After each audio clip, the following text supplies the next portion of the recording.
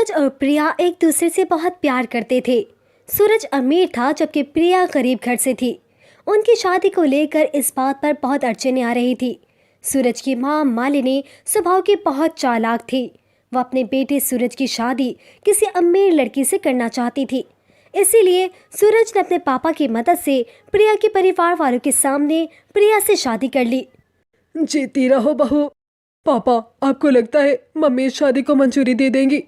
बेटा, जब ऊपर वाले ने मंजूरी दे दी तो तुम्हारी मम्मी को भी देनी ही पड़ेगी। अच्छा चलो, अब प्रिया बहू को घर लेकर चलो।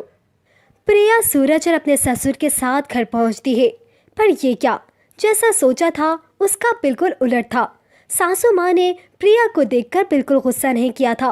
वो तो खुशी से उनका इस्तकबाल करने लगी। ये देखकर सूरज और उसके पापा हैरान रह गए। उन्हें तो लगा था कि मालिनी पूरे घर को सर पर उठा लेगी, पर ऐसा कुछ भी नहीं हुआ। आओ बहू, अंदर आओ, नए घर में तुम्हारा स्वागत है। देखो जी, शादी तो तुम चुपचाप कर आए, पर रिसेप्शन तो मैं बहुत बड़ा करूँगी। मेरे भी तो कोई अरमान है। आसपास के लोग और रिश्तेदारों को भी मेरी बहू देखने को मिलेगी। हाँ हाँ मालिनी, मैं आज ही रिसेप्शन का बढ़िया सा इंतज़ाम करता हूँ। प्रिया खुश थी कि उसकी सासू माँ ने उसे अपना लिया है, लेकिन ऐसा कुछ भी नहीं था। उसकी सास बहुत चालाक थी और अपने मन में कोई और ही खिचड़ी पका रही थी। मैं ये छोटा प्यार का नाटक ज़्यादा देर तक नहीं कर सकती। मुझे कुछ और ही सोचना होगा ताकि मैं इस लड़की को अपने घर से निकाल सकूं। मालिनी ने प्रिया को अपनी बहू के रूप में नहीं अपनाया था। वो तो बस सबके बीच नाटक कर रही थी। रिसेप्शन में मालिनी प्रिया को अपने दोस्त और रिश्तेदारों से मिलवाती है। क्या बात है मालिनी, तुमने चोरी चुपके अपने बेटे की शादी कर ली और रिसेप्शन भी रख दिया। कुछ हजम नहीं हो रही है बात। अब क्या बताऊं, बहू गरीब घराने से थी, एक चुन्नी में लेकर आ गए। बारात जाती तो इसके माता पिता के पास इतनी गुंजाइश नहीं थी कि बारात का स्वागत कर सकते। अरे बिल्कुल कुछ भी नहीं है घर में, बैठने के लिए कुर्सी तक भी नहीं है। वो तो सूरज को ना जाने इसमें क्या दिख गया। अब बच्चों की तो तुम जानती हो, उनके आगे तो झुकना ही पड़ता है, वरना मैं तो इसे कभी अपनी बहू नहीं बनाती। अच्छा, तुम लोग आए हो रिसेप्शन में तो अच्छे से खा पी कर जाना। चलो, मैं ज़रा और मेहमानों को देख लूँ। सास की बातें सुनकर प्रिया को बहुत दुख होता है, पर मालिनी उससे सीधे मुंह बात भी नहीं करती थी। जब सूरज और उसके ससुर घर होते थे तब तो मालिनी नेहा से नेहते से बात करती थी, पर जैसे ही वो घर से जाते मालिनी उससे घर के सारे काम करवाती और शाम को जब वो वापस आते तो उसका रवैया अलग होता। अरे वाह, खीर तो बहुत बढ़िया और टेस्टी बनी है। 2-3 दिन से मेरा मीठा खाने का बहुत मन था। अरे बेटा, मुझे पता था, तभी तो मैंने शाम को ही बना ली थी। तुझे पसंद आई, ये मुझे बहुत अच्छा लगा। मैंने चीनी भी कम डाली थी, मुझे पता था कि तू मीठा कम ही खाता है। पर माँ, मीठा तो इसमें बहुत तेज है। मालिनी झूठ बोल रही थी। खीर उसने नहीं बल्कि प्रिया ने बनाई थी। प्रिया ने मीठा ज्यादा डाल दिया था। जब मालिनी की चोरी खुलने वाली थी तो प्रिया बात को संभाल लेती है। अरे वो मीठा तो मैंने ज्यादा डाल दिया था, मुझे नहीं पता था कि माची मीठा डाल चुकी है। प्रिया ने अच्छे से बात को संभाल कर अपनी सास को सामान दिया था, पर मालिनी को इस बात से कोई मतलब नहीं था। घर के सारे काम वो प्रिया से करवाती थी, पर क्रेडिट मालिनी अपने सर ले लेती थी। प्रिया इस बात के लिए भी कभी उसे कुछ नहीं कहती थी। उसे लगता था अगर इससे उसके सास खुश होती है तो कोई बात नहीं। अरे इसे तो कोई फर्क ही नहीं पड़ता, मैं काम का सारा क्रेडिट अपने सर पर ले लेती हूँ, जबकि करती ये है। मुझे तो कुछ और ही सोचना पड़ेगा। मुझे नेहा को बुलाना पड़ेगा, ऐसे दाल नहीं गलने वाली। नेहा को बुलाना ही पड़ेगा। हाँ, हेलो नेहा बेटा, मैं बोल रही हूँ, तुम्हारी आंटी। हाँ ठीक है, तुम कुछ दिनों के लिए मेरे पास आ जाओ। नेहा मालिनी की सहेली की बेटी थी। मालिनी चाहती थी कि नेहा उसकी घर की बहू बने, पर सूरज ने प्रिया से शादी कर ली। मालिनी चाहती थी कि किसी तरह प्रिया इस घर को छोड़कर चली जाए और नेहा इस घर की बहू बनकर आ जाए। वो नेहा को रहने के लिए बुला लेती है। हेलो आंटी, अच्छा हुआ आपने मुझे बुला लिया। मैं घर पर बहुत बोर हो रही थी, आपकी कंपनी मुझे बहुत अच्छी लगती है। बस फिर आराम से कुछ महीने मेरे ही पास रहो, मैं तो ये चाहती हूँ कि तुम हमेशा के लिए मेरे पास ही रह जाओ, लेकिन तुम्हें इस रास्ते के कांटे को निकालना होगा। जब तक ये प्रिया यहाँ पर है तुम इस घर की बहू नहीं बन सकती। अरे आंटी, आप चिंता मत करें, अब मैं आ गई हूँ ना, मैं इस प्रिया को घर से निकाल के ही दम लूंगी। बस तो फिर बन गई बात। बस आज तुम सूरज के लिए बढ़िया सा खाना बनाओ, उसकी पसंद का। दिल का रास्ता पेट से होकर गुजरता है। सूरज तुम्हारे हाथ का बढ़िया खाना खाएगा तो अपने आप तुम पर लट्टू हो जाएगा। पर आंटी, मुझे तो खाना बनाना आता ही नहीं है, मैं कैसे बनाऊंगी? अरे तो कोई बात नहीं, खाना तो प्रिया बना लेगी। जब सूरज और उसके पापा आएंगे तो मैं बोल दूं कि तुमने बनाया है, बस हो गया काम। नेहा रसोई में जाती है और प्रिया से मीठी मीठी बातें करके उसे खाना बनाने को कहती है। प्रिया, मेरा आज साउथ इंडियन खाने का बहुत दिल कर रहा है, प्लीज़ तुम बना दो, बहुत मन कर रहा है। ठीक है, तुम बैठो, मैं तैयार कर देती हूँ। प्रिया बहुत ही स्वादिष्ट साउथ इंडियन खाना तैयार करती है। सूरज और उसके पापा के आने के समय हो रहा था। मालिनी के गिरने की आवाज़ आती है। प्रिया जल्दी से कमरे में जाती है। बाथरूम में फर्श पर साबुन गिरा हुआ था, उस पर से पैर फिसल गया। आए मेरी कमर। माँ जी, मैं डॉक्टर को फ़ोन करके बुलाती हूँ, चलिए आप आराम से बिस्तर पर लेट जाइए। कुछ देर के बाद डॉक्टर के आने से पता चलता है कि मालिनी की कमर का मांस फट गया है, जिसके कारण उसे कुछ रोज बेड रेस्ट करना होगा। प्रिया रसोई में मालिनी के लिए कुछ हल्का बनाने चली जाती है। नेहा, यही सही मौका है, मेरी सेवा करके सबका दिल जीत सकती हो तुम, फिर आराम से इस घर की बहू बन जाओगी। नो आंटी, मैं आपके वॉशरूम और टॉयलेट साफ़ नहीं कर सकती। अभी डॉक्टर ने कहा है कि आपको बेड पर ही वॉशरूम और टॉयलेट करना है। ये सब मुझसे नहीं होगा, मुझे इन कामों से बहुत चिढ़ होती है। जब आप ठीक हो जाओगी तब मैं आ जाऊंगी, अभी तो मैं जा रही हूँ।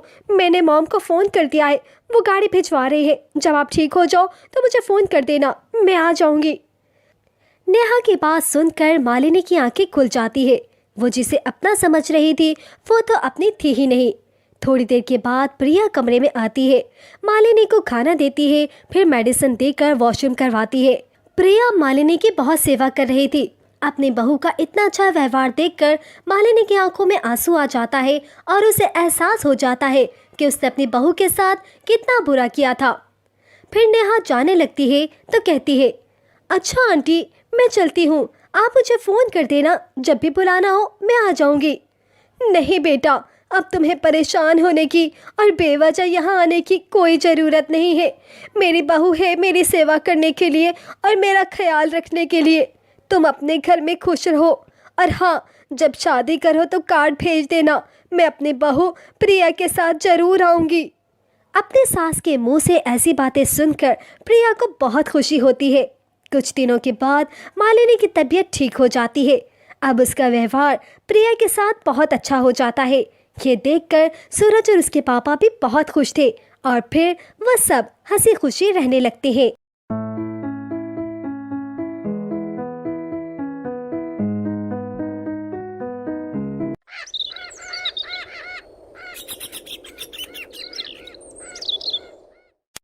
अगर ये बारिश यूं ही होती रही तो कहीं हमारी झोपड़ी न ढह जाए। मुश्किल से ले दे के हमारे पास यही एक आसरा तो है। अगर बारिश ना रुकी तो हमारी ये फसल ना खराब हो जाए। वो ये बातें कर ही रहे थे कि उनके एक तरफ की छत टूटकर गिर गई। जरा शुभ शुभ बोलो निर्मला, अच्छा हुआ हम इस तरफ नहीं बैठे। चलो अब रिया को लेकर जल्दी से बाहर चलो। अपनी झोपड़ी से बाहर संतोष की नजर कुछ बाहर आकर भैंसों के तबले पर जाती है। बाहर बारिश जोरों की थी, इसीलिए वह वहीं जाकर रुक जाते हैं। एक तरफ उनकी झोपड़ी टूट जाती है, साथ ही खेत की फसल भी बर्बाद हो जाती है। अगली सुबह बारिश रुक जाती है, लेकिन उन तीनों को अब जोरों की भूख लगी थी। पापा, भूख लगी है। तुम दोनों यही रुको, मैं मदन जी से कुछ खाने के लिए मांग कर लेकर आता हूँ। वो जल्दी से मदन जी के घर जाता है, जहाँ पहले से ही ताला लगा होता है। मैं एक काम करता हूँ, जल्दी से पास वाले बगीचे से जाकर कुछ फल ले आता हूँ, कम से कम बिटिया की भूख तो शांत हो जाएगी। संतोष पास वाले बगीचे में जाता है जहाँ पहले से ही बहुत सारे सेब के फल लगे होते हैं। इस बगीचे का मालिक तो कहीं दिखाई नहीं दे रहा और बिना उसकी इजाजत के मैं कैसे सेब ले जाऊं? मालिक को मैं कहाँ से ढूंढूं? एक तो वैसे ही हमारी झोपड़ी टूट गई है और हम लोग सड़क पर आ गए हैं और ऊपर से हमारी बच्ची और हम भूखे हैं। अगर इस बाग का मालिक आ जाए तो मैं उससे इजाजत ले लूं। उसकी ये सभी बातें वहां पर लगे हुए सेब सुन रहे थे। तभी उनमें से एक सेब बोला, तुम्हारे साथ तो सच में बहुत बुरा हुआ संतोष। और हाँ, इस बगीचे का कोई मालिक नहीं है। हम सब लोग परे लोग के जादुई सेब हैं। अरे बाप रे, ये तो सचमुच कमाल हो गया। कहीं यहाँ पर कोई भूत तो नहीं? नहीं नहीं, मैं तो जा रहा हूँ। ओहो, घबराओ मत। मैंने कहा ना कि हम जादुई सेब हैं और तुम्हारी मदद करना चाहते हैं। मेरी मदद? लेकिन कैसे? अपने जादुई सेब से तुम्हें जादुई सोने के सेब देकर तुम उन सोने के सेब को किसी सुनार के पास ले जाकर बेच देना, जिससे तुम्हें अच्छे पैसे मिल जाएंगे। ये कहकर जादुई सेब अपने जादू से सोने के सेब प्रकट कर देता है और सेब संतोष के हाथ में चले जाते हैं, जिन्हें देखकर संतोष खुश हो जाता है। अरे ये तो सचमुच सोने के सेब है। तुम्हारा बहुत बहुत धन्यवाद जादुई सेब। संतोष जल्दी से सेब लेकर गांव के बाजार में जाता है और सुनार के पास अच्छे दाम में बेच देता है। सोने के सेब बेचकर मुझे कितने अच्छे दाम मिले हैं। अब तो हमारी परेशानियां खत्म हो जाएंगी। सबसे पहले जाकर खाने के लिए आलू पूरी लेकर चलता हूँ। रिया देखेगी तो बहुत खुश हो जाएगी। आलू पूरी कितना पसंद है उसे। संतोष आलू पूरी पैक करवा कर ले जाता है और फिर आकर सारी बात निर्मला को बताता है। वो बाकी पैसों से घर बनवा लेते हैं और साथ ही खाने के लिए राशन भी भरवा लेते हैं। फिर एक रोज निर्मला संतोष से कहती है, सुनिए जी, आप सारा दिन खेत में इतनी मेहनत करते हैं, उसके बाद भी हमारे पास इतनी कमाई नहीं हो पाती। इससे तो अच्छा होगा कि आप फिर से उस बगीचे में जाकर उस जादुई सेब से और सोने के सेब मांग लीजिए। फिर उससे हम अपना बड़ा रोजगार शुरू करेंगे। तुम ठीक कहती हो निर्मला। वैसे भी खेती का काम मौसम के ऊपर निर्भर करता है। मौसम खराब और फसल खराब। मैं अभी उसके पास जाता हूँ। संतोष फिर से जादुई सेब के पास जाता है। क्या हुआ संतोष, आज इतने दिनों बाद तुम यहाँ फिर? ए जादुई सेब, मुझे फिर से तुम्हारी मदद की जरूरत पड़ी है। अब मैं तुम्हें क्या बताऊं। खेती बाड़ी का काम है, उसमें कभी फसल बारिश के कारण या ज्यादा ठंड और धूप के कारण बर्बाद हो जाती है। इसीलिए तुम्हारी मदद चाहिए थी ताकि खुद का कोई काम शुरू कर सकूं। अगर तुम मुझे जादुई सोने के सेब दे दो तो मेरी बड़ी मदद हो जाएगी। अच्छा ठीक है, मैं तुम्हें एक और जादुई सोने का सेब देता हूँ। तुम उन्हें बेचकर अपने लिए कोई अच्छा सा काम शुरू करना। संतोष वो सोने का सेब बेच देता है। अब गांव में कोई दूसरी अच्छे कपड़ों की दुकान नहीं थी।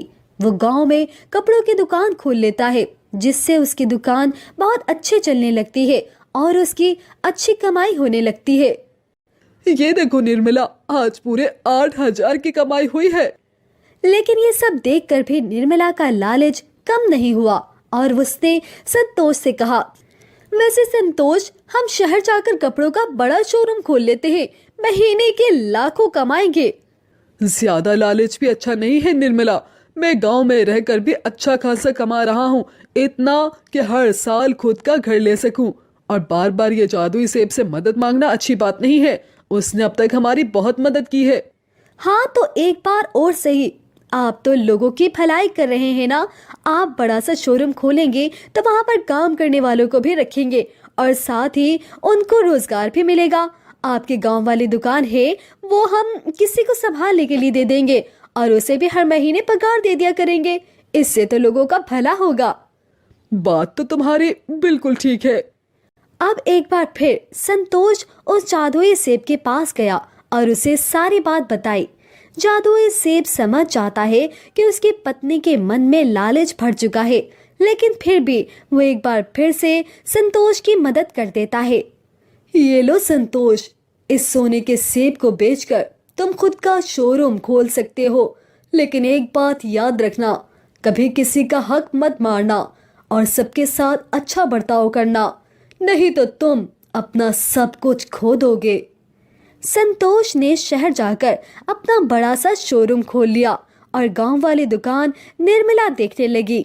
उसने काम पर एक औरत रख ली और जब उसे तनख्वाह देने का वक्त आया तो ये क्या निर्मला दीदी, ये तो 6,000 है, बात तो 10,000 की हुई थी।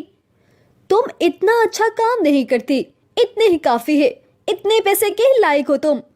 ये तो आप गलत कर रही हैं दीदी, आप मुझे मेरे पूरे पैसे दीजिए, मुझे अपना घर चलाना है। पैसे तो तुम्हें इतने ही मिलेंगे, रखना है तो रखो, नहीं तो जाओ यहाँ से।